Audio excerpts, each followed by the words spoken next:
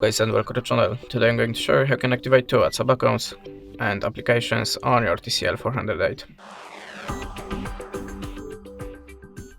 So if you need the second WhatsApp app for the work, for example, if you have spread contacts, numbers, etc., go to the Play Store, tap on the search bar and look for the WhatsApp, but not for the normal WhatsApp app, slide down and look for the WhatsApp Business. Install that one, and by this quick way, we're gonna have a two WhatsApp application on one device. It's still installing, so never mind.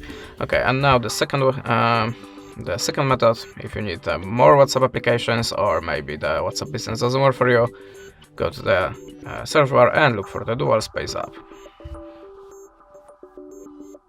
Then choose one of them. I'm using the two accounts app. And in this application, tap on the agree, allow permissions, and just tap on the WhatsApp to start the process. And now we are creating the next WhatsApp application on our phone. That's it. Thanks for the watching. Leave us a subscribe, a comment, and goodbye.